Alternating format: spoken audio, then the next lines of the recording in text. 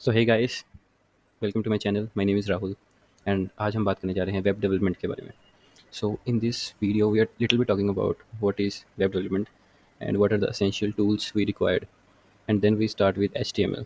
Okay, so अगर आपने मेरी पहली वीडियो नहीं देखी तो उसमें मैंने आपको थोड़ा सा एक्सप्लेन किया था कि वेब डेवलपमेंट एक्चुअल में होता क्या है। अगर आपने वो वीडियो नहीं देखा तो ऊपर आई बटन पे क्लिक करें और वो वीडियो आप देख लें, आपको ब्रीफ हो जाएगा कि फ्रंट एंड क्या है, बैक एंड क्या है और यूआई यूएक्स क्या होता है, सब कुछ ठीक है। बट इस वीडियो को स्टार्ट करने से पहले थोड़ा सा मैं फिर से आपको बताऊंगा कि हम क्या शुरू करने जा रहे हैं और क्या असेंशियल टूल्स चाहिए हमें इनिशियली, ठीक है। सो फर्स्टली आज हम HTML को स्टार्ट करेंगे, बट उससे पहले वेब डेवलपमेंट में मेनली टू पार्ट्स होते हैं, front end and back and part. So front end part में हमारा जो हमें फॉर एग्जांपल मैं आपको यहाँ पे एक वेबसाइट ओपन करके बताता हूँ, लाइक यूट्यूब, ठीक है। अब इस वेबसाइट में जो आपको ये फ्रंट पार्ट दिख रहा है, मतलब ये वीडियो दिख रहे हैं आपको, इसके ऊपर मैं क्लिक कर रहा हूँ तो वीडियोस चल रहे हैं थोड़ा थोड़ा, तो ये सारा जो हमें हमारी आई से दिख रहा है इसको कहते हैं हम फ्रंट एंड पार्ट। और इसको हम डिज़ाइन कर सकते हैं with the help of HTML and CSS। But ये यूट्यूब में तो कुछ मतलब और भी एडवांस टेक्नोलॉजीज यूज़ हुई हैं, बट ये सेम चीज़ हम HTML CSS से बना सकते हैं और आने वाले वीडियोज़ में हम बनाएंगे भी। तो सबसे पहले ये है आपका फ्रंट एंड पार्ट। इसमें HTML CSS हम सीखेंगे। HTML और CSS बहुत वास्ट चीज़ें हैं, बट हमें पूरा नहीं करना किसी को भी, हमें उतना ही करना है जितना यूज़ होता है। हाँ, मैं ये नहीं कहूँगा कि आप कर नहीं सकते, आपको मैं सोर्स प्रोवाइड कर दूँगा, आप वहाँ से भी कर सकते हो, ठीक है। बट जितना मैं आपको कराऊँगा मैक्सिमम टाइम उतना ही यूज़ होगा हर जगह पे, उससे ज़्यादा यूज़ कहीं कहीं कहीं होगा, ज़्यादा नहीं होगा, ठीक है। तो उसके बाद आ जाता है बैक एंड पार्ट। अब बैक एंड पार्ट जो होता है वो है जैसे हम इंस्पेक्ट करते हैं।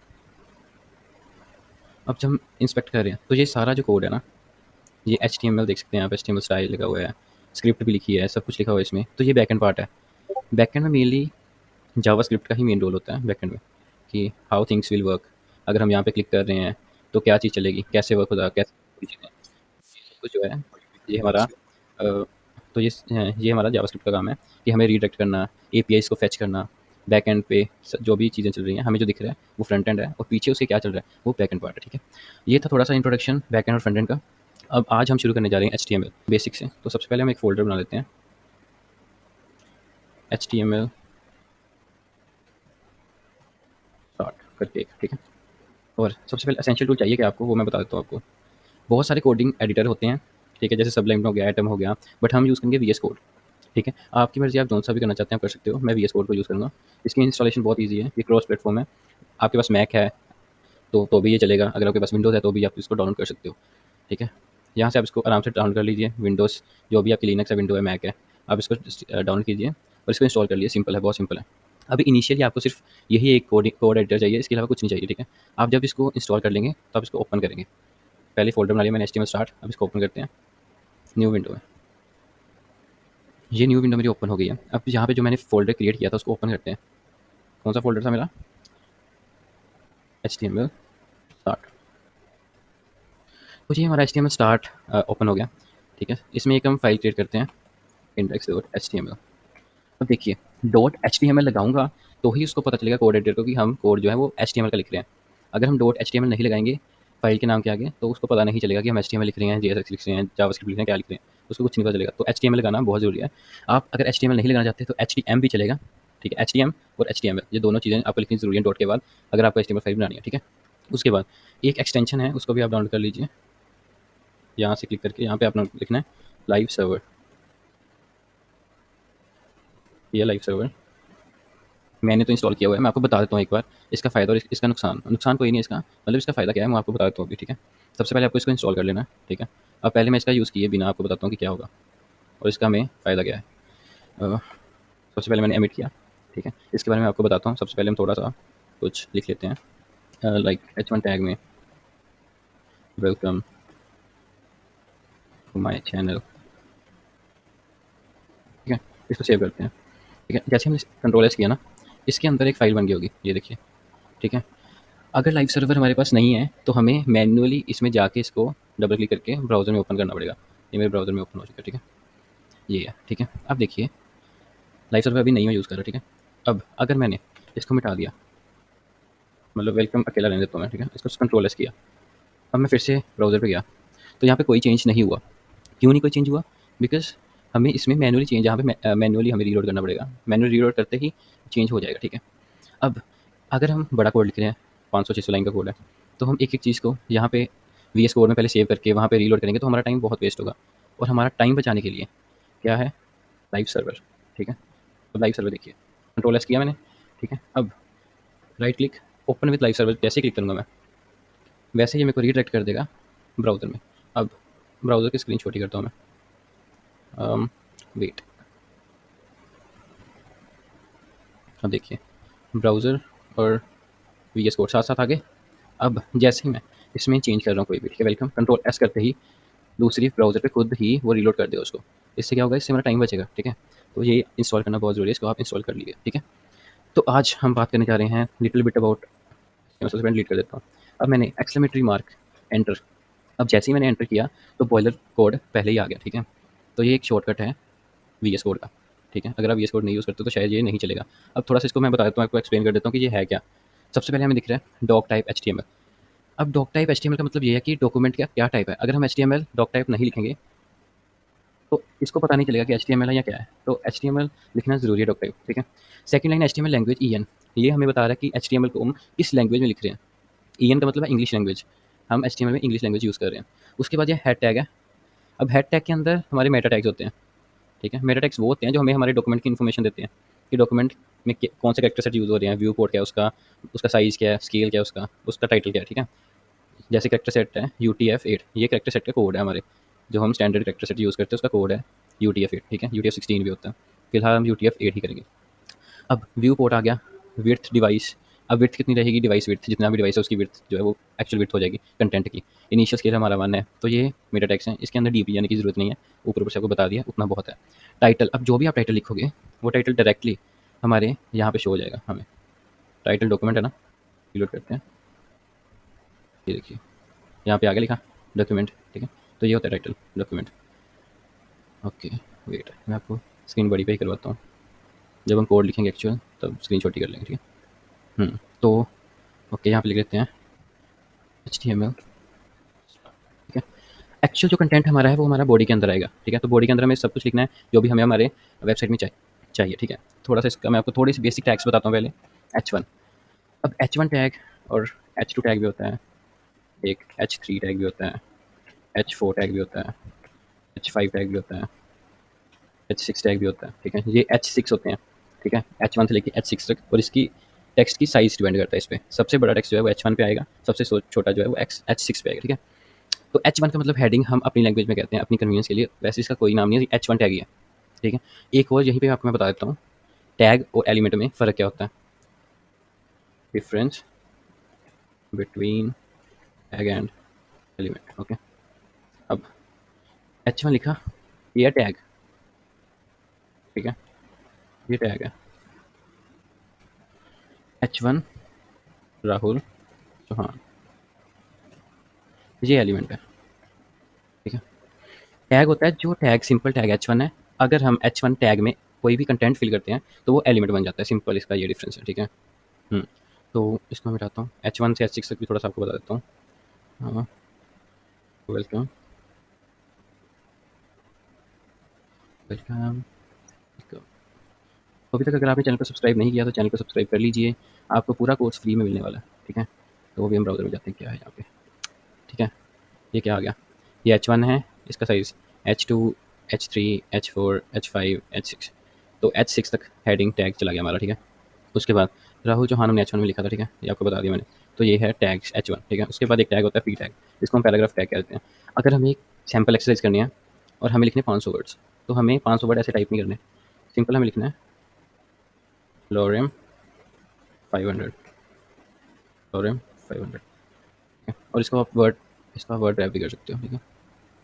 शिफ्ट ऑल्ट और जी दबाएंगे, ये वर्ड रैप हो गया, ठीक है? ये 500 वर्ड लोरेम ने लिख दिया हमारे लिए, ठीक है? तो अभी 500 वर्ड तो नहीं चाहिए हमें, थोड़े से लिख लेते हैं, अराउंड इतना वर्ड, ठीक है?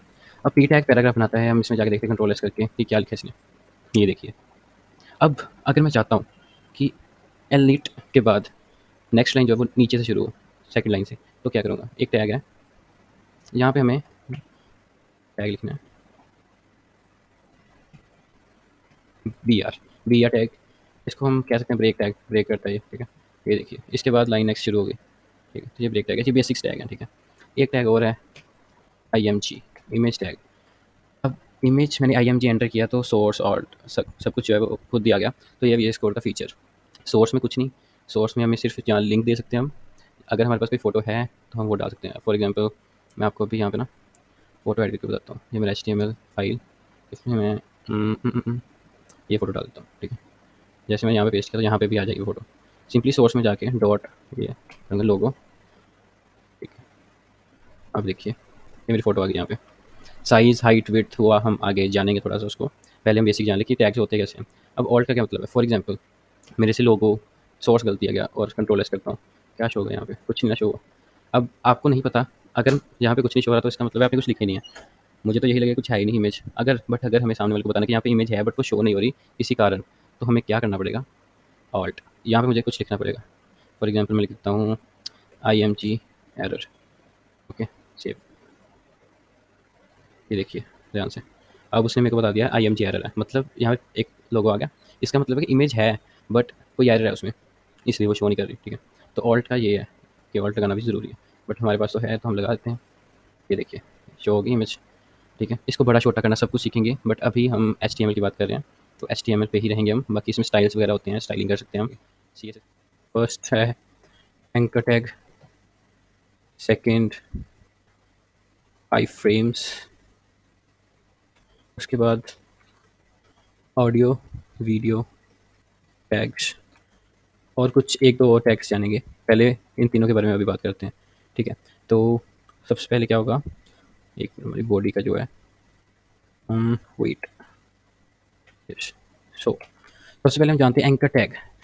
अगर हम कोई भी वेबसाइट देखते हैं तो वहाँ पे कुछ ऐसे बटन्स या कुछ ऐसी चीज़ें देखते हैं हम जिसमें मतलब जिसको हम क्लिक करते हैं तो वो हमें रीडायरेक्ट कर देता है किसी और टैब पे। जैसे कि यहाँ पे है, ये मेरा यूट्यूब चैनल है, तो यहाँ पे एक लिंक शो हो रहा है मुझे इंस्टाग्राम का, तो ये एंकर टैग से आया लिंक। अगर एंकर टैग यूज़ करेंगे तो हम किसी भी वेबसाइट में कोई भी लिंक को अप्लाई कर सकते हैं। तो कैसे यूज़ करना है इसको मैं आपको बताता हूँ अभी।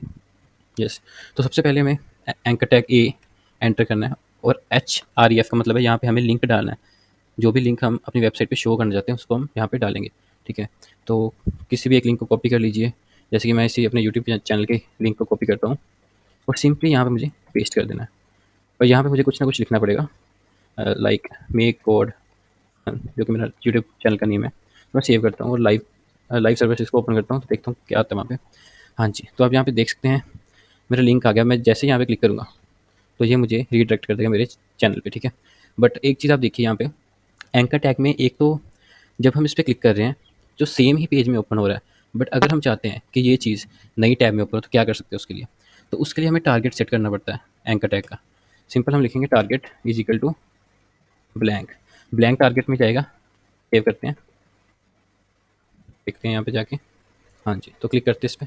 अब ये देखिए ये नई टैब पे ओपन हुआ और मैं प्रीवियस टैब यहाँ पे ही है। तो ऐसे टैग काम करता है एंकर टैग। यहाँ पे ब्लू लाइन आ रही है नीचे अंडरलाइन, हम इसको रिमूव कर सकते हैं, बट उसके लिए थोड़ी सी CSS जाननी ज़रूरी है। बट वो उसकी बात हम अभी नहीं करेंगे, उसको हम आपको बिल्कुल बताएंगे उसके बारे में, बट अभी नहीं। अभी आप इतना जान लीजिए एंकर टैग होता क्या है और यूज़ कैसे करना है इसको, ठीक है। ठीक है, एंकर टैग हो गया। इसके बाद हम बात करते हैं आई फ्रेम्स की। आई फ्रेम्स के लिए पहले जानते हैं आई फ्रेम होता क्या है। जैसे हम कई बार देखते हैं कोई वेबसाइट है किसी की और उसने वेबसाइट के अंदर कुछ वीडियोज़ को डाला हुआ है, वेबसाइट के अंदर ही कुछ वीडियोज़ शो हो रही है मेरे को। वो कैसे डालते हैं, यूट्यूब की वीडियो जैसे शो होती हैं, वो एम्बेडेड वीडियोज़ होती हैं, एम्बेडेड लिंक्स होते हैं उसमें। तो अगर हम अपनी वेबसाइट के अंदर यूट्यूब की वीडियो को शो करवाना चाहते हैं तो उसके लिए हमें एम्बेडेड टैग को वहाँ पे डालना पड़ेगा। अभी हम आपको बताता हूँ मैं कि यूज़ कैसे करना है उसको। सबसे पहले हम लिखेंगे आई फ्रेम, ये देखिए शॉर्टकट से एंटर करेंगे। SRC का मतलब है सोर्स, सोर्स का मतलब कि कौन सी वीडियो, लिंक, वीडियो का लिंक देंगे हम यहाँ पे। फॉर एग्जांपल ये मेरा ही चैनल है, मैं ये फर्स्ट वीडियो, अगर आपने ये नई वीडियो देखी तो आप देख सकते हैं HTML के बेसिक्स इसमें मैंने बताए थे, ठीक है। तो इसका हम शेयर पे क्लिक करते ही फर्स्ट वाले पे एम्बेडेड लिखा हुआ है, तो सिंपली हमें इसको कॉपी करना है। यहाँ से हम इसको कॉपी करेंगे, ओके, और सिंपली यहाँ पे जाके इसको पेस्ट करेंगे, ठीक है। तो ये मैंने आई फ्रेम्स को यहाँ पे पेस्ट कर दिया। हाँ जी, और फ्रेम बॉर्डर आपको मैं बताता हूँ थोड़ा सा। जैसे कि यहाँ पे फ्रेम बॉर्डर आ रहा है हमारा 0, थोड़ा सा इसको ना आप डिलीट कर लीजिएगा, ये पूरा लिख देते हैं एम्बेडेड में, ठीक है। हाँ जी, तो फ्रेम बॉर्डर 0 का क्या मतलब, पहले इसको सेव करके और देखते हैं कि शो क्या हो रहा है हमें लाइव सर्वर पे। हाँ जी, देखिए यहाँ पे मुझे मेरी वीडियो शो होगी मेरी वेबसाइट के ऊपर, ठीक है। विड्थ हाइट हम चेंज कर सकते हैं आपको मैं, बट अभी बता देता हूँ थोड़ा सा आपको कैसे करनी है। अब यहाँ पे देखिए, यहाँ पे वीडियो का कोई भी बॉर्डर नहीं है, यहाँ पे प्लेन वीडियो शो हो रही है, ठीक है। अब ये क्यों प्लेन शो हो रही है, क्योंकि इसका फ्रेम बॉर्डर 0 है। फ्रेम बॉर्डर सिर्फ 2 ही होते हैं, 0 और 1। 0 पे कोई फ्रेम बॉर्डर नहीं आएगा और 1 पे आपको बॉर्डर आ जाएगा। ये देखिए, दिखा चेंज, यहाँ पे बॉर्डर आ गया वीडियो के आसपास माइनर सा। अगर हम यहाँ पे 2 कर देते हैं या 3 कर देते हैं, ये भी चेक कर लेते हैं अभी, उससे कुछ फ़र्क पड़ेगा या नहीं। हाँ जी, तो उससे कोई फ़र्क नहीं पड़ेगा। 1 और 0 दो ही होते हैं एम्बेडेड फ्रेम बॉर्डर्स, ठीक है। तो हम 1 कर देते हैं, इसको सेव करते हैं। अब देखते हैं, ठीक है। अब अगर हम चाहते हैं इसकी विड्थ हाइट को चेंज करना, तो उसके लिए कुछ नहीं करना ज़्यादा, सिंपली हम इसके आगे ही क्लिक कर देते हैं। यहाँ पे हमें सिर्फ ये जो विड्थ और हाइट लिखे इसको चेंज करना है। फॉर एग्जांपल मैं छोटा चाहता हूँ थोड़ा, तो मैं अराउंड 100 बाय 70 कर देता हूँ, 75 कर देता हूँ, सेव करता हूँ इसको। ये देखिए, ये वीडियो छोटी होगी। इस तरह हम वीडियो का साइज़ भी चेंज कर सकते हैं फ्रेम बॉर्डर के अंदर। चलो, फ्रेम बॉर्डर क्लियर, ओके। अब नेक्स्ट है ऑडियो वीडियो टैग्स। इस टैग्स को करने से पहले मैं ऑडियो वीडियो क्लिप को अपने HTML फाइल के अंदर डाल लेता हूँ, ठीक है। वेट, हाँ जी, तो ये है मेरा ऑडियो और यहाँ पे मेरा वीडियो भी होगा, ये वीडियो। ये दोनों हमने एंटर कर लिए। अब यहाँ पे मुझे शो हो जाएगा, ये आ गया मेरा ऑडियो और वीडियो। सबसे पहले ऑडियो की बात करते हैं। ऑडियो टैग, ऑडियो टैग में हमें यहाँ पे सोर्स देना है। थोड़ा सा आपको क्लियर करने के लिए इसको एंटर कर देता हूँ मैं, नहीं ऐसे कर लो, ऐसे भी ठीक हो जाएगा। सोर्स, अब ये ऑडियो है, किसी भी फाइल को इसके अंदर सोर्स के अंदर डालने के लिए सबसे पहले हम डॉट स्लैश स्लैश डालते ही नीचे हमें शो हो जाएंगे किस चीज़ को आप यहाँ पे पुट करना चाहते हो, ठीक है। तो जैसे कि मैं ऑडियो करना चाहता हूँ, तो मैं नीचे नीचे करूँगा, तो एंटर। ये मेरी ऑडियो इसमें अब अटैच हो चुकी है, ठीक है। अब इसको देखते हैं क्या आता है इसका। कुछ भी नहीं आया। क्यों नहीं आया कुछ? बिकॉज इसका हमने अभी सेट ही नहीं किया कि इसको चलाएंगे कैसे। ऑडियो को 2-3 तरीके से चलाया जा सकता है। हम कंट्रोल्स से चलाएंगे पहले। ये देखिए, आप ये आ गया यहाँ पे। अब जैसे मैं इस पर क्लिक करूँगा प्ले पे, तो ये प्ले होगा, और जैसे ही दबाऊंगा तो पॉज हो जाएगा।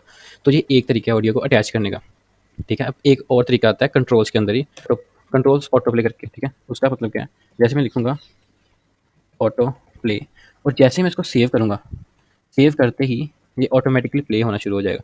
देखिए अभी,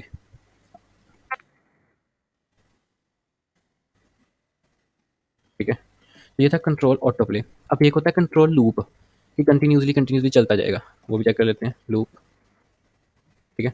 सेव किया, यहाँ पे आया, ये देखिए, थोड़ा सा आगे कर लेते हैं इसको। यहाँ, ये देखिए, आपने देखा, मैंने उसको प्ले किया ही नहीं, वो खुद प्ले हो गया। क्यों हुआ प्ले? क्योंकि वहाँ पे मैंने लूप लगाया था कि लूप चल जाए, लूप चलती रहेगी जब तक मैं खुद उसको पोस्ट नहीं करूँगा।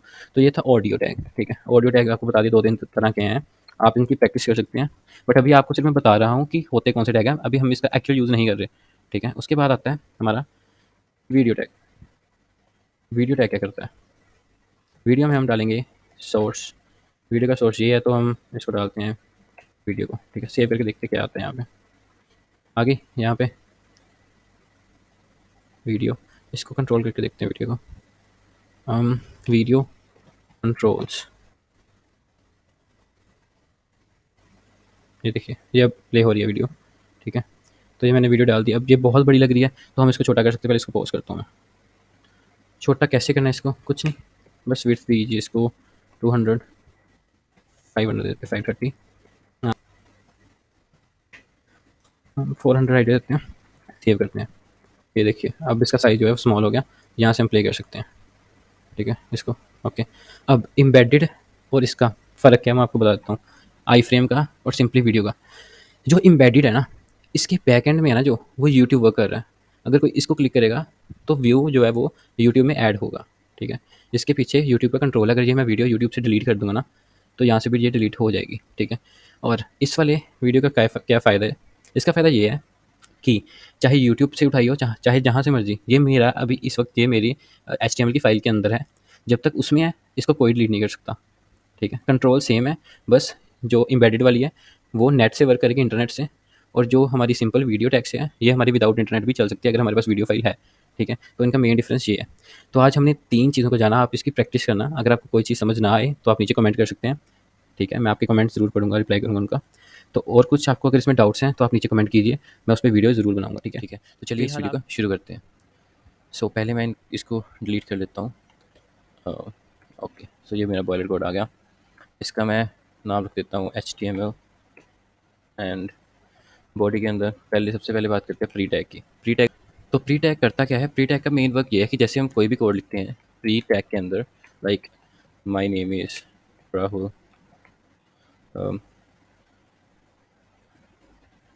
I am a full stack developer, जैसे मैंने ये लिखा और इसको सेव करता हूँ और लाइव सर्वर पे इसको ओपन करके देखते हैं हम क्या होता है। तो ये देखिए, कुछ डिफरेंस दिख रहा है आपको इसका नॉर्मल टेक्स्ट से? नहीं दिख रहा तो अभी मैं आपको एक और चीज़ करके बताता हूँ।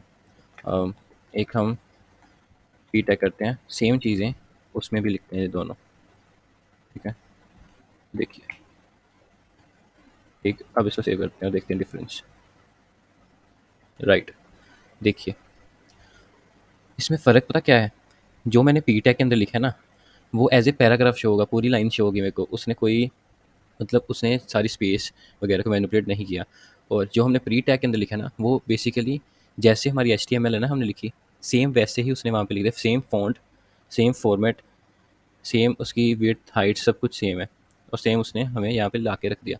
तो इसका यूज़ ये है, ठीक है, कि हमें अगर जहाँ पे भी हमें अगर वेबसाइट में हमें कुछ एच का कोड शो करना है और उसका फॉर्मेट ऐसा हो कि सामने वाले को लगे कि ये एच ही लिखी है, वहाँ पे हमारा ये चीज़ यूज़ होती है, प्री टैग। ठीक है, समझ आ गई प्री टैग की? इसकी आप प्रैक्टिस कर सकते हो। नेक्स्ट इसको हम करते हैं अभी के लिए कमेंट आउट। नेक्स्ट था हमारा ब्लॉक कोड। ब्लॉक कोड, अब ब्लॉक कोड पता क्या है? ब्लॉक कोड का बेसिकली यूज़ तब करते हैं हम जहाँ पे हमें कुछ कोड्स को लिखना होता है, वहाँ पे हम ब्लॉक कोड का यूज़ करते हैं, जो कि हमें ऐसे शो करता है कि हम किसी कोड पर लिख रहे हैं। फॉर एग्जांपल मैं आपको भी बताता हूँ, थोड़ा सा ना करके बताता हूँ। फॉर एग्जांपल एक पी टैग लेते हैं, यहाँ पे हम लिखते हैं, यहाँ पे लिखते हैं एन एप्पल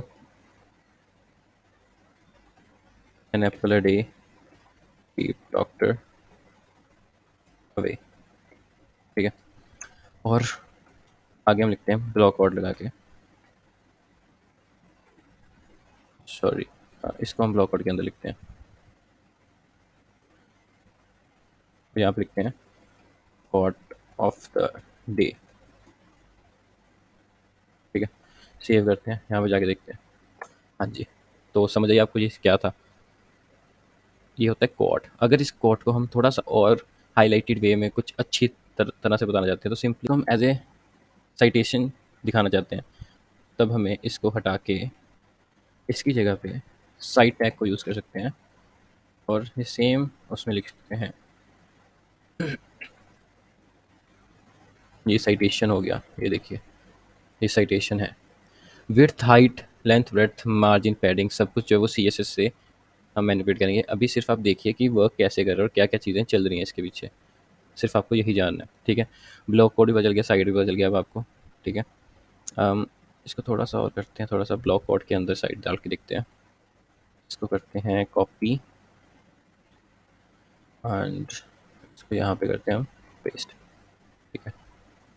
ये देखिए, ये कहाँ से आ गया, ये सॉरी। अब ये देखिए ब्लॉक कोड के अंदर हमने साइट डाला, तो क्या हो गया? ब्लॉक कोड भी वर्क कर रहा है और साइट भी वर्क कर रहा है। ऐसे आपको लग नहीं रहा कुछ हाईलाइटेड है, कुछ स्पेशल लिखा हुआ है, code of the day and Apple a day keep doctor away? तो ऐसे वर्क करता है ये हमारा साइट और ब्लॉक कोड। आई होप आपको समझ आ गया होगा। और नेक्स्ट हम बात करेंगे टेबल्स की।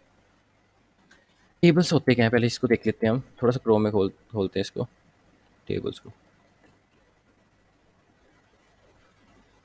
यस, लाइक ये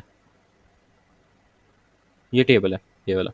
ऐसा ही टेबल हम अभी क्रिएट करके आपको बताएंगे, आप बस बने रहिए, ठीक है?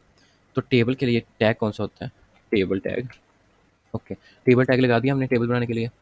थोड़ा सा इसकी मैनिपुलेशन बताऊंगा, आप वीडियो को लास्ट तक जरूर देखिएगा, ठीक है? आराम से देखिए इसको। ओके, टेबल्स में हम वर्क करेंगे एज ए टेबल रोज, ठीक है? टेबल को रोज की तरह बनाएंगे, उसके लिए हमें टी से टेबल, आर से रो, टी आर टैग एंटर, ये हो गया हमारा टी आर टैग, ठीक है? अब एक शॉर्टकट आपको बताता हूँ, जैसे कि हमारे टेबल में हमें 5 रोज चाहिए, तो हम T R enter, T R enter, T R enter 5 बार करने से बजाय टी आर इंटू 5 एंटर करेंगे तो टी आर 5 बार लिखा जाएगा, ठीक है? अब सिंपली फर्स्ट टीआर में हमें क्या चाहिए होता है? सबसे पहले टेबल के ऊपर टेबल की हेडिंग्स होती हैं, तो सिंपली टी एच एंटर, या हेडिंग्स। कौन सी हेडिंग्स होती हैं देख लेते हैं उनको। पहली हेडिंग हमारी होगी सीरियल नंबर, ओके, उसके बाद हमारी हेडिंग होगी, बस इसको अच्छे फॉर्मेट में लिख सकते हैं। हाँ जी। उसके बाद हमारी होगी नेम, क्लास, सेक्शन। ठीक है, बस इतना लिखते हैं अभी। इसको सेव करते हैं, देखते हैं क्या वहाँ पे हमें शो हो रहा है। ये देखिए, ये हमें ये चीज़ें शो होगी सारी एज ए रो, और हाईलाइटेड आप देख सकते हैं, इसको बोल्ड में है। अभी आप कहोगे कि यहाँ पे बॉर्डर्स वगैरह दिख नहीं रहे जैसे कि यहाँ पे हैं, तो हम उसके ऊपर भी आएंगे। पहले आप ये देखिए हम लिखते कैसे, डेटा। डेटा को कैसे डालना है। पहला टीयर में हमारी टेबल की हेडिंग्स आ गई। अब सेकंड टीयर की बात करते हैं। अब डेटा को ऐड करना है, तो टेबल को डेटा को ऐड करने के लिए टी डी टैग होता है, इसको एंटर करेंगे, टेबल का डेटा आ जाएगा। सीरियल नेम राहुल 10th और सेक्शन ए। ठीक है, सेव करते हैं इसको और देखते हैं। ये देखिए आ गया। सीरियल नंबर के नीचे 1, नेम के नीचे राहुल, क्लास के नीचे 10, सेक्शन के नीचे ए आ गया। ठीक है, अब थर्ड रो देखते हैं। टी डी इंटू 4 करके डेटा फिल करते हैं इसमें।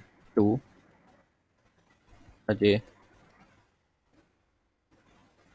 9th C section. ठीक है, नेक्स्ट में कर लेते हैं टी डी इंटू 4। चलो इसको हम ना थोड़ा सा चेंज करते हैं, दो, सिर्फ दो डेटा भरेंगे इसमें। ठीक है, 3 विजय, इसके अंदर एक ही भरेंगे। ठीक है, और वो है 4। ठीक है, सेव। हाँ जी, तो आप देख सकते हैं जो जो हमने डेटा भरा वो हमारा शो हो गया, बट अभी यहाँ पे बॉर्डर शो नहीं कर रहा। तो बॉर्डर कैसे लाएंगे? सिंपल, टेबल के आगे हमें एक एट्रीब्यूट लिखना है, बॉर्डर। एंटर करना है इसको, और ये बॉर्डर हमारा इससे ही लग जाएगा। देखिए लग गया बॉर्डर। अब एक चीज़ और देखते हैं हम वो कैसे करेंगे। आप देख सकते हैं वीजे वाला बॉक्स तो ठीक है, बट ये दोनों बॉक्सेस जो है वो खाली हैं। अगर मैं इसको इन दोनों के साथ मर्ज करना चाहता हूँ, वीजे को अगले दोनों कॉलम के साथ मर्ज करना चाहता हूँ, तो कैसे करूँगा मैं अगले दोनों बॉक्सेस में? उसके लिए सबसे पहले हमें देखना है कौन सी रो है, फोर्थ रो। ठीक है, उसका वीजे वाला डेटा खोलेंगे हम। ये है वीजे वाला। अब इसमें क्या लिखेंगे? वीजे के आगे हम कॉल स्पैन करके एक होता है एट्रीब्यूट इसका। कॉल स्पैन को हम कितने बॉक्सेस से मर्ज करना है? 2 बॉक्सेस। देखते हैं 2 करके, 2 बॉक्सेस मर्ज हो गए। हमें 3 करने हैं बट, तो मतलब 2 की जगह में 3 लिखना पड़ेगा। सेव। ये देखिए, ये वीजे वाला एक ही बॉक्स बन गया, ये दोनों बॉक्स स्किप हो गए। अब नेक्स्ट में 4 को इनके सभी के साथ करना है, मतलब कितने कितने बॉक्स हैं? 1 2 3 4। सो फोर्थ वाले पे जाके कॉल स्पैन करके 4 सेव। ये देखिए हो गया। इसकी डिज़ाइनिंग भी कर सकते हैं हम, बट अभी हम इसकी डिज़ाइनिंग नहीं करेंगे। डिज़ाइनिंग सीएसएस में ही करेंगे। अभी आप सिर्फ देखिए कि चीज़ें वर्क कैसे कर रही हैं। ठीक है, हो गया, टेबल्स भी हो गया। अब बात करते हैं लिस्ट की। चलो लिस्ट पे जाते हैं। वीडियो थोड़ा लंबा हो सकता है, तो वीडियो को आप लास्ट तक देखिएगा। लिस्ट, अब लिस्ट जो है ना वो 2 टाइप की होती है, टाइप्स ऑफ लिस्ट। ठीक है, कौन सी टाइप्स हैं? Ordered list and unordered list. दोनों की बात करते हैं। पहले बात करते हैं ऑर्डर लिस्ट की। Order list, O L order list. ठीक है, इसके अंदर हमें डेटा डालना है। लिस्ट के अंदर डेटा लिखने के लिए हम टैग यूज़ करते हैं L I, list items. List items में हम 3 लिस्ट आइटम्स कर लेते हैं, हम 3 आइटम्स डालेंगे, एल आई इंटू 3। ठीक है, फर्स्ट डाल देते हैं मैंगो, और फिर डाल देते हैं एप्पल, बनाना। ऑर्डर लिस्ट और अनऑर्डर लिस्ट में फ़र्क ये है, दोनों पहले लिख लेते हैं हम, अनऑर्डर भी लिख लेते हैं, और ये सेम ही चीज़ इसमें डाल देते हैं हम। फ़र्क आपको बता देते हैं अभी। सेव करेंगे। देखिए, ऑर्डर लिस्ट में जो हमारी आइटम्स है वो एज ए ऑर्डर आई हैं, 1 2 3। अनऑर्डर्ड में 1 2 3 सीरीज़ में नहीं है, सिंपली मैंगो, एप्पल और बनाना आ चुके हैं अनऑर्डर लिस्ट में और ऑर्डर लिस्ट में। ठीक है, तो ये दोनों लिस्ट की टाइप्स हैं, इसमें हम चेंजेस कर सकते हैं। हर एक के एट्रीब्यूट्स हैं अलग अलग, आप उनको पढ़ सकते हैं। लिस्ट बेसिकली यूज़ होती है हमारी नैव बार के लिए भी, कुछ और चीज़ें भी हैं। अगर आपको कुछ नहीं समझ आ रहा, आप नीचे कमेंट कीजिए, हम उन पे वीडियो ज़रूर बनाएँगे, ठीक है? तो हमारा ऑर्डर लिस्ट भी होगी, अनऑर्डर लिस्ट भी होगी, लिस्ट आइटम्स भी हो गए, टेबल्स भी हो गए आज हमारे, प्री टैग भी हो गया है, अपना ब्लॉक आउट भी हो गया है, साइटेशन भी हो गई है। मतलब आज हमें 4-5 चीज़ें कर ली हैं। आप इसकी फॉर एग्ज़ाम्पल हम इंस्टाग्राम ओपन करते हैं और इंस्टाग्राम का ये आ गया लॉगिन पेज। अब इसको ध्यान से देखिए, इस पूरी चीज़ को हम कहते हैं फॉर्म। ये एक फॉर्म है। ऐसा फॉर्म क्रिएट कर सकते हैं, बट अभी हम सिंपल फॉर्म को जानेंगे कैसे, जिसमें फ़ोन नंबर, नेम, ऐसे पासवर्ड, बटन, ऐसी चीज़ें लगी होंगी। तो अभी उसको शुरू करते हैं हम, ठीक है? सबसे पहले ये मैं अपनी बॉयलर प्लेट कोड लेके आऊँगा। टाइटल डालते हैं फॉर्म, बॉडी में शुरू करेंगे फॉर्म्स को। फॉर्म बनाने के लिए एक टैग है फॉर्म टैग, फॉर्म लिख के एंटर करेंगे तो वो टैग आ जाएगा।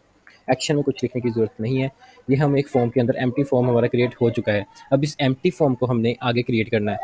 तो सबसे पहले किसी भी साइन अप पेज को आप शुरू करेंगे तो सबसे पहले क्या होता है, वहाँ पे हमसे हमारा नाम पूछा जाता है। तो नाम के लिए सबसे पहले हम नेम लिखेंगे। उसके बाद एक टैग और होता है कि हमने किसी से इनपुट लेनी है। तो इनपुट लेने के लिए हमें सिंपली इनपुट टैग का यूज़ करना पड़ेगा, जो कि हम INP लिखेंगे और एंटर दबाएँगे तो इनपुट टैग आ जाएगा। इनपुट टैग में क्या-क्या चीज़ें होती हैं? इनपुट टैग में सबसे पहले होता है टाइप, कि आप कौन से टाइप का इनपुट लेना चाहते हैं।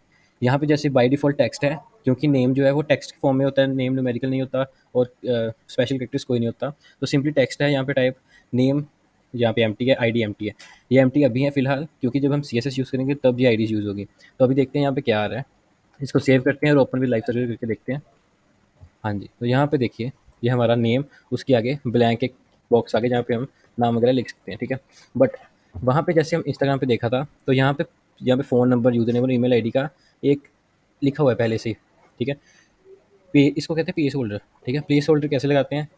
टेक्स्ट के आगे या कहीं भी आप इनपुट टैग के अंदर प्लेस होल्डर सर्च करके एंटर कीजिए और यहाँ पे आप जो भी आप वहाँ पे सर्च बार पे शो करवाना चाहते हैं, वो आप लिख सकते हैं। जैसे मैं नेम लिखता हूँ, सेव करता हूँ, यहाँ पे आता हूँ अपने फ़ोन पे, तो ये देखिए यहाँ पे शो हो गया।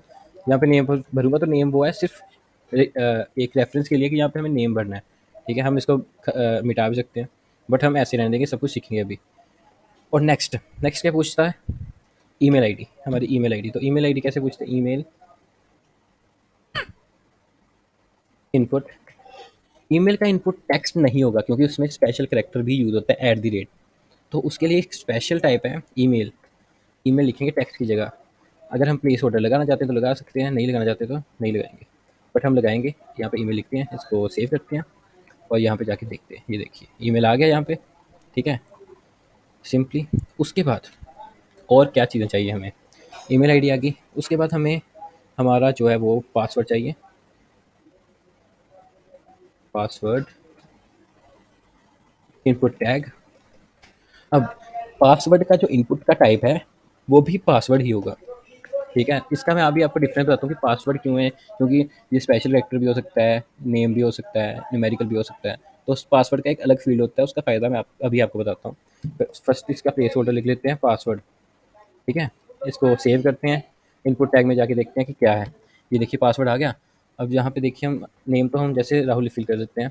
ईमेल में अगर हम अकेला राहुल फिल करेंगे ना, तब देखिएगा क्या होता है यहाँ पे। यहाँ पे रेड लाइन दिखा रहा है नीचे, बिकॉज़ हमने यहाँ पे टेक्स्ट का जो टाइप है इनपुट टैग का, वो हमने ईमेल फिल किया है, नेम नहीं।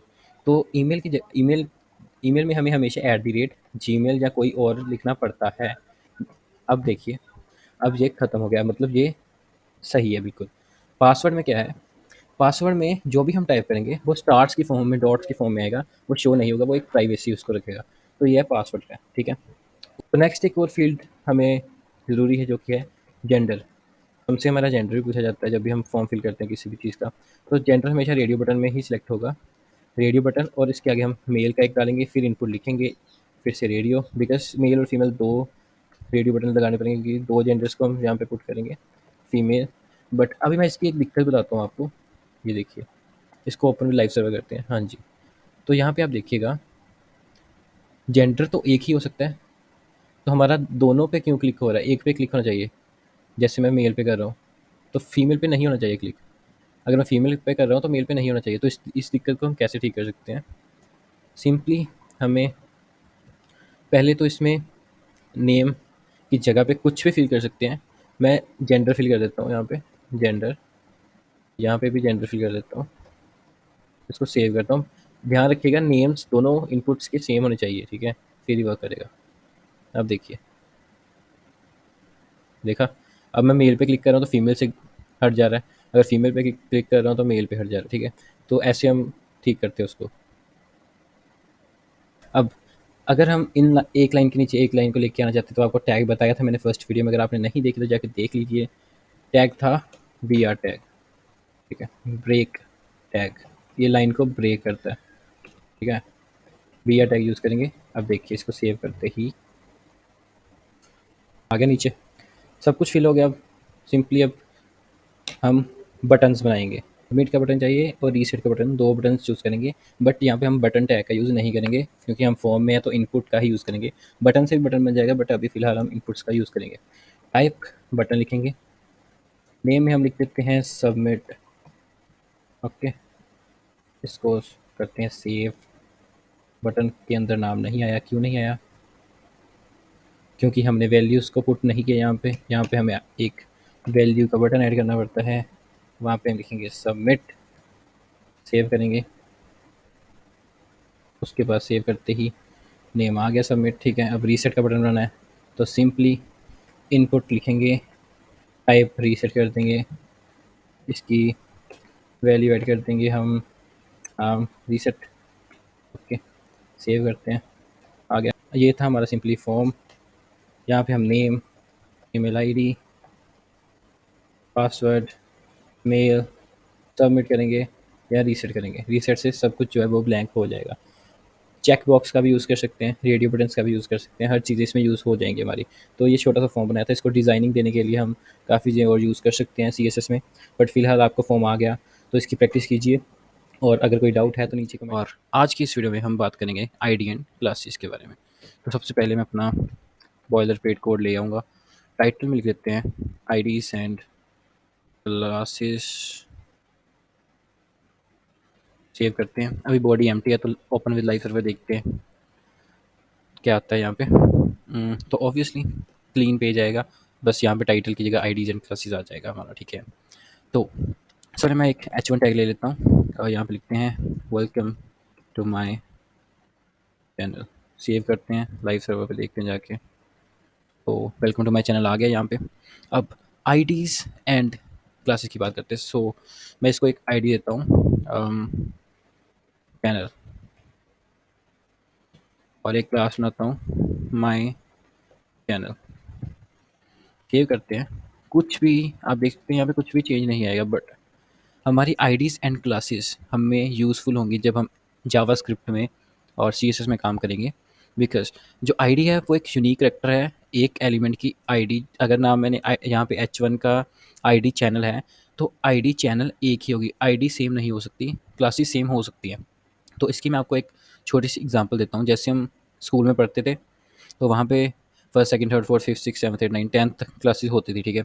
तो क्लास सेम वैसे ही वर्क करती है, क्लास मतलब 10 क्लासेस हैं और आईडीज़ का मतलब है जैसे उसमें 10 स्टूडेंट्स हैं, 10th क्लास में 10 स्टूडेंट्स हैं, और अगर मुझे एक स्पेसिफिक स्टूडेंट को बुलाना है तो मुझे उसका नाम लेना पड़ेगा। मेरे को तो नहीं पता ना कि उसका नाम क्या है, तो मेरे को उसका नाम लेना पड़ेगा तभी वो आएगा।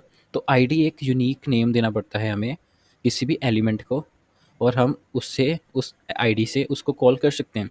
क्लास का मतलब है कि होल क्लास, जैसे फॉर एग्जांपल H1 इंटू 5 करता हूँ मैं, और अम, हर एक H1 की आईडी और क्लास को मैं अभी लिखता हूँ। इसको कॉपी कर लेते हैं, यहाँ पेस्ट करते हैं, ये देखिए,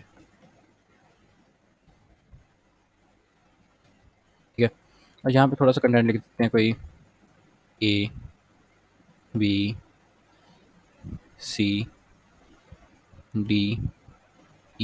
ठीक है।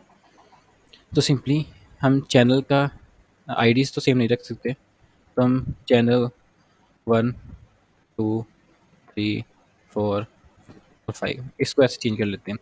क्लासेस हम सेम रख सकते हैं। अब इसका फ़ायदा क्या है आईडी एंड क्लासेस का? तो अगर मुझे अभी CSS में आपको लिख के बताता हूँ थोड़ा सा। सबसे पहले हम थोड़ा सा जानते हैं आईडी एंड क्लासेस को रिप्रेजेंट कैसे करते हैं। अगर मेरे को आईडी रिप्रेजेंट करनी है तो मैं डॉट से करूँगा उसको, डॉट आगे क्लास, जैसे कि क्लास का नाम है माई चैनल, तो डॉट माई चैनल। ठीक है, डॉट माई चैनल लगाऊंगा तो साथ ही डिव क्रिएट हो जाएगी एक माई चैनल क्लास से। और अगर मैं आईडी क्रिएट करना चाहता हूँ तो सिंपली स्लैश चैनल एंटर करूँगा, तो डिव एक आईडी दे देगा चैनल, बाय डिफ़ॉल्ट डिव ही आएगा। बट अगर मैं H1 पे आईडी देना चाहता हूँ तो सिंपली ये एमिट का एक फीचर है। जैसे मैं H1 देना चाहता हूँ, H1 डॉट, डॉट का मतलब है क्लास, क्लास नेम आगे लिख देंगे ABC, एंटर। देखिए H1 टैग, क्लास का नाम ABC लिखा गया। ठीक है, अब मुझे आईडी बनानी है H1 की ही, H1 स्लैश चैनल एंटर, और H1 टैग की आईडी आ जाएगी चैनल। ठीक है, ये एक शॉर्टकट है आईडीज़ बनाने का। ठीक है, अब अगर हम आईडी एंड क्लासेस दोनों चीज़ें देना चाहते हैं तो कैसे करेंगे उसको, H1 क्लास लिखेंगे उसकी माई माई चैनल, और स्लैश लगा लगा के चैनल एंटर करेंगे तो आईडी क्लास दोनों चीज़ें आ जाएंगी हमारी। तो ऐसे हमारा काम जो है वो ईजी हो जाता है थोड़ा सा। तो वो ये हमने जान लिया रिप्रेजेंट कैसे करना क्लास को। अब हेड के अंदर हम स्टाइल टैग यूज़ करते हैं। स्टाइल के अंदर अगर मेरे को बाई चांस बस फर्स्ट एच इसको सिर्फ H1 के जो हमारा कंटेंट है इसका कलर चेंज करना है, तो मैं आईडी को कंसीडर करूँगा या क्लास को? ऑब्वियसली आईडी को। क्यों? क्योंकि आईडी यूनिक है। अगर मैं आईडी को यूज़ करूँगा तो सिर्फ आईडी एक ही है, वही टारगेट होगी। बट अगर मैं क्लास को टारगेट करूँगा तो क्लास माई चैनल है, और वो 1 2 3 4 5 6 6 की 6 एलिमेंट्स का क्लास नेम सेम है, तो वो 6 के 6 एलिमेंट्स को टारगेट करेगा। तो पहले मैं आईडी की हेल्प से आपको वेलकम टू माय चैनल का कलर चेंज करके बताता हूँ। तो सिंपली आईडी को कैसे रिप्रेजेंट करना है, हैश से, हैश लग गया हैश। हैश के बाद सिंपली हमें curly brackets sorry hash tag के बाद हमें आईडी का नेम लिखना है। आईडी का नेम क्या है, चैनल। सो चैनल लिखेंगे कर्ली ब्रेसिस और एंटर। अब ये हम इस एलिमेंट के अंदर आ चुके हैं। स्लैश का मतलब आईडी, चैनल मतलब ये चैनल, तो और कोई आईडी नहीं है ना, तो सिर्फ यही टारगेट होगा। आईडीज़ हमेशा यूनिक रहेंगी। तो चैनल में कलर, फ़ॉन्ट का कलर चेंज करना है तो सिंपली हमें कलर कलर लाइक रेड कर देते हैं, बिकॉज़ हम सीएसएस में नहीं जा रहे, सिर्फ एग्ज़ाम्पल दिखा रहा हूँ अभी आपको। ये देखिए, जैसे मैं इसको ओपन करूँगा, ये देखिए वेलकम टू माय चैनल का कलर वो चेंज हो चुका है। ठीक है, तो सिंपली हमने आईडी को टारगेट किया और एक एलिमेंट को चेंज किया। ठीक है, चलो अभी अगर मेरे पास मान लो 500 H1 है, और 500 के 500 H1 का मेरे को कलर चेंज करना है रेड, तो मैं आईडी यूज़ करूँगा या क्लास? क्लास, क्योंकि क्लास नेम सेम है बट आईडी सेम नहीं हो सकती। तो सिंपली मुझे कुछ नहीं करना, मेरे को अब सबसे पहले मैं इसको कमेंट कर देता हूँ, कमेंट आउट। ठीक है, अब क्लास को कैसे टारगेट करना है, डॉट से, डॉट आगे क्लास का नाम, तो क्लास का नाम क्या है, my channel, curly braces enter. तो ये मैंने अपनी क्लास को टारगेट कर लिया है। क्लासेस कितनी हैं, 6 क्लासेस, मतलब welcome to my channel ABCDE, ये 6 की 6 चीज़ें टारगेट हो चुकी हैं। अब इसमें मैं जो भी स्टाइल लगाऊंगा वो 6 के 6 एलिमेंट्स पे लगेगा। कलर चेंज करते हैं, कलर कौन सा करें, ग्रीन, चलो ग्रीन करते हैं। ठीक है, सेव करते हैं इसको सिंपली। ये देखिए सभी एलिमेंट्स का कलर चेंज हो चुका है। ठीक है, तो इसका फ़ायदा क्या है आईडी एंड क्लासेस का? इसका सिंपली फ़ायदा अभी हमें HTML में इतना नहीं पता चलेगा। जब हम CSS एंड जावास्क्रिप्ट को यूज़ करेंगे तब हमें पता चलेगा कि हमने आईडीज़ को और क्लासेस को क्यों बनाया। बिकॉज़ आईडी से हम एक स्पेसिफिक एलिमेंट को टारगेट कर सकते हैं, और क्लास हमारी हेल्प करती है। अगर हमारे पास 500 एलिमेंट्स हैं तो 500 के 500 का मैं स्टाइल नहीं लिख सकता, तो सिंपली मैं सेम क्लास का नाम दूंगा सभी को 500 को, और एक बार ही कोड लिखूंगा और सभी 500 के 500 एलिमेंट्स के ऊपर वो स्टाइल अप्लाई हो जाएगा। तो ये है हमारा उसका फ़ायदा आईडीज़ एंड क्लासेस का। तो आई होप आपको आईडी एंड क्लासेस समझ आ गया होगा अच्छे से। एमिट के बारे में आपको मैंने बता दिया है, एमिट क्यों यूज़ होता है। एमिट का ये देखिए, ये एमिट का ही फीचर है जो मैंने आपको बताया कि अगर मैं एक आईडी बनाना चाहता हूँ, जैसे फॉर एग्जांपल मेरे को पी टैग बनाना है, पी टैग की क्लास मेरे को लिखनी है राहुल, पैराग्राफ। ठीक है, एंटर करूँगा तो पी टैग विथ पैराग्राफ आ जाएगा। ठीक है, अब अगर मेरे को आईडी लिखनी है, पी स्लैश आईडी, आईडी भी आ गई। आईडी क्लास नेम सेम हो सकता है, बट अगर मैंने एक एलिमेंट का नाम पैराग्राफ, एक एलिमेंट की आईडी पैराग्राफ दे दी है, तो वो आईडी एक ही एलिमेंट की रहेगी। मैं पैराग्राफ 2 जगह नहीं लिख सकता, वो टेक्निकली रॉन्ग है, ठीक है? जो हमारी ये एचटीएमएल है उसके अकॉर्डिंग वो चीज़ रॉन्ग है, ठीक है? तो हमें आईडीज़ यूनिक रखनी है, बिकॉज़ आईडी का मतलब क्या है? Identifier, uniquely identifier. अगर आपका नाम मान लो राम है, ठीक है? तो राम, मैं इस क्लास में, अगर क्लास में अराउंड 10 स्टूडेंट्स हैं, ठीक है? और मेरे को आपको टारगेट करना है, आपका नाम राम है, तो मैं आपका नाम लूँगा तभी आप टारगेट करोगे, तभी आप आओगे। तो नाम यूनिक इसीलिए रखा जाता है कि स्पेसिफिक एलिमेंट को टारगेट करने के लिए सिंपली, ठीक है? तो आई होप ये चीज़ें आपको समझ आ रही होंगी। अगर आपको कोई भी डाउट है तो आप सिंपली कमेंट कीजिए। अगर आपके पास आपने पीसी मेरी है अभी तक या पुरानी लैपटॉप है, आप तो आप उसका कीबोर्ड देखिए और वहाँ पे मुझे बताइए, क्या आपके पास ये वाला साइन कैसे लगाएंगे आप? कॉपीराइट का साइन आप कैसे अप्लाई कर सकते हो, ये वाला साइन? क्या आपके कीबोर्ड में ये वाला साइन लगाने के लिए ऑप्शन है? एंड 99.9% के पास नहीं होगा, बिकॉज़ ये कीबोर्ड में होता ही नहीं है की, ठीक है? तो फिर हम इसको कैसे प्रिंट कर सकते हैं? आप बोलोगे हम इसकी पीएनजी पिक्चर लगा देंगे, but no. Why no? Because PNG picture अगर हम लगा भी देते हैं, तो जब हमें उसका साइज़ बड़ा या छोटा करना होगा ना, तो उसके पिक्सल जो है वो फट सकते हैं, वो ब्लर शो हो सकती है, ठीक है? हमें चाहिए इन द टेक्स्ट फॉर्म, तो कैसे उसको कर सकते हैं? आपके कीबोर्ड में है नहीं वो, ठीक है? तो हम एचटीएमएल में बहुत ईज़िली कर सकते हैं with the help of entities. तो चलो शुरू करते हैं आज की वीडियो को। सबसे पहले मैं टाइटल लगा देता हूँ, एचटीएमएल एंटिटीज़, ओके? और सबसे पहले आपको एक एग्जांपल से समझाता हूँ मैं। एक लेते हैं पी टैग, ठीक है? यहाँ पे लिखते हैं माय नेम इज़ राहुल, ठीक है? इसको सेव करते हैं और ओपन विद लाइव सर्वर करके एक बार चेक करते हैं कि क्या प्रिंट होता है। Simple, my name is Rahul print हो गया, बट अब देखना, अगर मैं इसमें स्पेसेस दे देता हूँ, तो क्या प्रिंट होगा? सोचिए। ठीक है, तो अभी चेक करते हैं सेव करके। ये देखिए, सेम, कुछ भी फ़र्क नहीं पड़ा, बट हमें तो यहाँ पे स्पेसेस चाहिए। तो स्पेसेस हम कैसे लाएँ? ये देखिए, जितनी मर्ज़ी स्पेस दे दीजिए, यहाँ पे सेम ही रहेगा, क्योंकि तो जो एचटीएमएल है, वो हमारी सभी जितनी भी हमारी स्पेसेस हम देंगे, उन सभी को एक ही स्पेस में कन्वर्ट करता है। वो स्पेसेस को मैनिपुलेट करता है, ठीक है? तो हमें स्पेसेस शो नहीं होंगी, बट हमें अगर स्पेसेस चाहिए, तो हमें एचटीएमएल की एंटिटीज़ यूज़ करनी पड़ेगी। एंटिटीज़ कैसे यूज़ करते हैं? एंटिटीज़ यूज़ करने के लिए सबसे पहले हमें लॉजिकल एंड ऑपरेटर, उसके आगे हम लिखेंगे एनबीएसपी, और सेमीकोलन लगाना बहुत ज़रूरी है। अब एनबीएसपी का मतलब क्या है? एनबीएसपी का मतलब है नॉन ब्रेकिंग स्पेसिस। अब ये मैंने एक एनबीएसपी लगा दिया, इसको सेव करते हैं और जाते हैं लाइव सर्वर पे। अब देखिए एक स्पेस आ गई यहाँ पे, ठीक है? अब अगर हमें 2 स्पेसेस चाहिए, तो सेम वही चीज़ करनी पड़ेगी, सेव करेंगे, 2 स्पेसेस आ गई, ठीक है? तो ये है एचटीएमएल की एंटिटीज़। और इसका एक और फ़ायदा है कि जब भी हम स्पेस, अगर किसी को एम्प्टी टेक्स्ट जो है हमने सेंड करना है मैसेज थ्रू व्हाट्सएप, तो हम यहाँ से इसको कॉपी करके और वहाँ पे पेस्ट करेंगे तो सेंड हो जाएगा। बट वैसे आप देखिएगा करके सीधे अपने कीबोर्ड से स्पेस लगा के, तो वो कुछ नहीं सेंड होगा। मगर आप यहाँ से कॉपी करके करेंगे तो सेंड हो जाएगा, ठीक है? तो ये था एक एग्जांपल। नेक्स्ट एक और एग्जांपल देखते हैं इसकी। पी टैग लेते हैं, ठीक है? और यहाँ पे लिखते हैं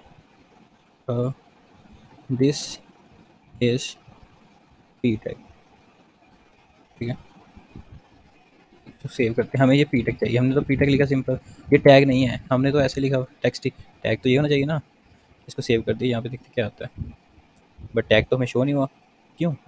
क्योंकि एचटीएमएल ने जब हमने लेस देन और ग्रेटर देन के बीच में पी लिखा, तो उसको एज ए टैग कंसीडर कर लिया। बट हमें तो ये एज ए टेक्स्ट चाहिए, वहाँ पे हमें शो होना चाहिए, तो कैसे करेंगे? कुछ नहीं करना, सिंपल, इसको कट एंटिटीज का यूज़ करना है, and less than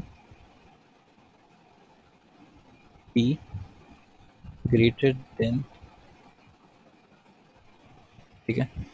L T G T का मतलब ये है, एल टी का मतलब लेस देन, जी टी का मतलब ग्रेटर देन। तो इसको अब सेव करते हैं और अब यहाँ पे जाके देखते हैं। देखिए शो हो गया लेस देन ग्रेटर देन। तो एंटिटीज़ क्या करती हैं? एंटिटीज़ हमारा मेनली जो है वो हमारे रिजर्व्ड कैरेक्टर्स को एज ए टेक्स्ट फॉर्म में लिखने के लिए यूज़ होती हैं, ठीक है? अब अगर मैं पी नहीं, यहाँ पे मैं चाहता हूँ H1, सिंपली H1 लिखूँगा, सेव करूँगा, H1 आ गया, ठीक है? और अब एक और एग्जांपल लेते हैं, पी टैग। अब आपने एक बहुत बार देखा होगा पाउंड का साइन, पाउंड करेंसी वाला, आपके कीबोर्ड पे वो अवेलेबल नहीं होता, तो उसको कैसे लिखना है? Using entities. This is pound sign. ठीक है, कैसे लिखना है? लॉजिकल एंड, आगे लिखेंगे पाउंड। ठीक है, ये पाउंड एंटिटी है, और यहाँ पे देखेंगे तो पाउंड का सिंबल जो है वो विजिबल हो जाएगा। ठीक है, तो ऐसे हमने पाउंड का सिंबल भी लिया। और एक तो और देखते हैं, और फिर आपको मैं बताऊंगा कि कैसे हम कॉपीराइट का साइन लिख के आते हैं। एक और चीज़ है जिसको कहते हैं हम एरो। देखते हैं arrow, this is arrow. Okay, and entity है R, A, A R R, ये है एरो का साइन। ठीक है, इसको क्या कहते हैं हम? Right arrow. अगर यहाँ पे हम एल कर देते हैं तो हमें क्या शो होगा? Left arrow. ऐसी चीज़ें वर्क करती हैं in H T M L entities. ठीक है, और एक चीज़ आपको मैं बताता हूँ, फ्रैक्शन कैसे लिख सकते हैं हम। पी टैग के अंदर लिख के देखते हैं। फ्रैक्शन फॉर एग्जांपल, हम लिखना चाहते हैं 1/4, तो कैसे लिखेंगे? फ्रैक 1/4 लिखना है तो 1/4। सॉरी, मैंने लॉजिकल एंड नहीं डाला, यहाँ पे डालेंगे। ठीक है, सेव करेंगे। ये देखिए 1/4 आ गया। ठीक है, तो अब आपको मैं बताता हूँ कॉपीराइट कैसे लिखना है। कॉपीराइट कैसे लिखेंगे? लॉजिकल एंड, और सिंपली हमें लिखना है copy, inter, save, open live server. तो ये देखिए कॉपीराइट का साइन आ चुका है। तो ये होती हैं एचटीएमएल की एंटिटीज़। आई होप आपको एंटिटीज़ भी समझ आ गई होंगी। अगर आप और एंटिटीज़ को जानना चाहते हैं तो हर बार आप हर एक एंटिटी को याद नहीं रख सकते, तो सिंपली हमें एक सर्च करना है गूगल पे, H T M L entities reference, enter. ये आगे हमारी एंटिटी रेफरेंस। इसका लिंक मैं आपको डिस्क्रिप्शन में दे दूंगा, आप सीधा जाके वहाँ से चेक कर सकते हो। ये देखिए हर एक एंटिटी का, हर एक का हमें एंटिटी का जो भी लिखने का तरीका है वो हमें मिल जाएगा। ठीक है, तो इसको आप रेफ़र कर सकते हो अगर आपको कोई भी एंट्री चाहिए। मैं आपको ये इसका लिंक डिस्क्रिप्शन में देता करेंगे सिमेंटिक टैग के बारे में। तो सबसे पहले मैं टाइटल लिख देता हूँ, सिमेंटिक एलिमेंट्स। ठीक है, सेव करते हैं यहाँ पे एक H1 लगा के। चेक करते हैं लाइव सर्वर से कि हमारा सिस्टम ओके वर्क कर रहा है, तो आगे शुरू करेंगे फिर। हाँ, तो ठीक है, लाइव सर्वर वर्क कर रहा है। तो सबसे पहले सिमेंटिक टैग्स होते क्या हैं? अब आपने बहुत बार देखा होगा, ये मैंने अभी H1 टैग बनाया। अगर मैं यहाँ पे div बना देता हूँ, यहाँ पे p टैग बना देता हूँ, यहाँ पे मैं li बना देता हूँ, तो ये आप देख के अगर आप किसी नए जो HTML को नहीं जानता उसको दिखाएंगे ये टैग्स के बारे में, तो वो नहीं बता पाएगा कि इसका वर्क क्या है, ये क्या कर रहा है। ठीक है, तो वो नहीं बता पाएगा। तो इसमें हेल्प करता है हमारा सिमेंटिक टैग्स, क्योंकि सेम वर्क सिमेंटिक टैग्स भी कर सकते हैं और ये भी कर सकते हैं। But the thing is, when we use semantic tags, वो हमें एसईओ में वर्क करता है, हमारे वेबसाइट को रैंक करने में वर्क करता है। क्योंकि जब भी एसईओ एसईओ पे हम कोई भी वेबसाइट डालते हैं तो वो जो है सबसे पहले उसके एलिमेंट्स को चेक करता है, उसके फुटर्स, हेडर, उसकी असाइड, ये सारी चीज़ें वो चेक करता है और उसके अकॉर्डिंगली रैंकिंग करता है। तो वो ईजिली रैंकिंग आपके ऊपर जा सकती है अगर आप सिमेंटिक्स टैग का यूज़ करोगे। बट अगर आप ये H1 div p tag li tag use करोगे, वेबसाइट नो डाउट बन जाएगी, बट इसको रैंक होने में डिफ़िकल्टी होगी। तो मोस्ट ऑफ द केसेस सारी वेबसाइट जो है वो अकॉर्डिंग टू सिमेंटिक्स टैग ही बनाई जाती हैं, क्योंकि उसमें हमारी वेबसाइट की रैंकिंग ज़्यादा ऊपर जा सकती है as compare to this normal tags. तो नेक्स्ट हम देखते हैं अभी सिमेंटिक्स टैग होते क्या हैं। आपको एक एग्जांपल दिखाता हूँ। सिमेंटिक टैग्स, इमेजेस में जाएंगे। हाँ जी, तो ये देखिए ये है हमारे सिमेंटिक टैग्स। ठीक है, हेडर, नैव, सेक्शन, आर्टिकल, असाइड, फुटर। अब अगर कोई एचटीएमएल नहीं भी जानता तो वो भी बता सकता है। हेडर का मतलब है जो टॉप पे आता है, फुटर का मतलब है जो नीचे आएगा बॉटम में, सेक्शन, नैव बार, असाइड, आर्टिकल क्या होता है, सब कुछ जो एचटीएमएल नहीं भी जानता वो भी इसको देख के बता सकता है। तो इसीलिए एसईओ में हमें ईजिली हमारी जो वेबसाइट वो रैंक कर सकती है, क्योंकि वो ईजिली अंडरस्टैंड कर पाएगा कि हेडर है, यहाँ पे फुटर है, यहाँ पे सेक्शन है, यहाँ पे आर्टिकल है, यहाँ पे डिटेल है, यहाँ पे फिगर है, यहाँ पे नैव है, यहाँ पे साइड है। ठीक है, तो इसलिए हम इसका सिमेट्रिक टेक्स्ट का यूज़ करते हैं। एक क्वेश्चन और होगा आपका कि क्या सिमेंटिक्स टैग लगाना ज़रूरी है? मेरा आंसर है नहीं, ज़रूरी नहीं है। बट द थिंग इज़ आपको यूज़ करना चाहिए, क्योंकि अगर आप अपनी वेबसाइट को रैंक करवाना चाहते हो तो एसईओ तो इसके अकॉर्डिंग ही रैंक करेगा, ठीक है। तो ये था सिमेंटिक टैग्स। अब एक एग्जांपल आपको मैं सिमेंटिक टैग्स की देता हूँ। हम एक टैग यूज़ करते हैं डिटेल्स, ठीक है। इसमें हम लिख लेते हैं कुछ भी, लॉरम लिख लेते हैं, लॉरम 50, ठीक है। लॉरम 50 हो गया, सेव करते हैं। ये देखिए डिटेल्स, बाकी कहाँ पे गया, बाकी हमें यहाँ पे क्लिक करना पड़ेगा। ये देखिए ये है डिटेल्स का वर्क, ठीक है। ऐसे ही एक और टैग होता है हमारा हेडर।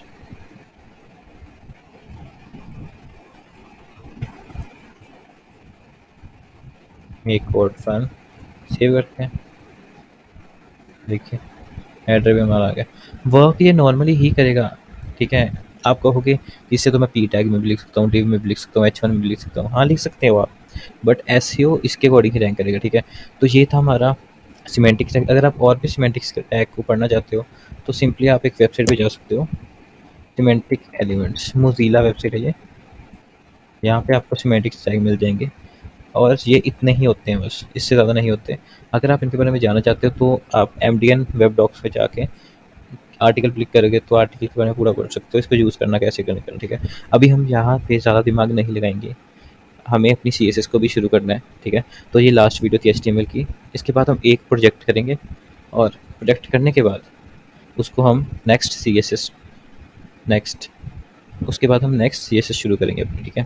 तो वो thanks for watching this video. अगर आपने अभी तक चैनल को सब्सक्राइब नहीं किया तो जल्दी से चैनल को सब्सक्राइब कर दीजिए, वीडियो को लाइक कर दीजिए, चैनल को शेयर कर दीजिए। Thanks for watching.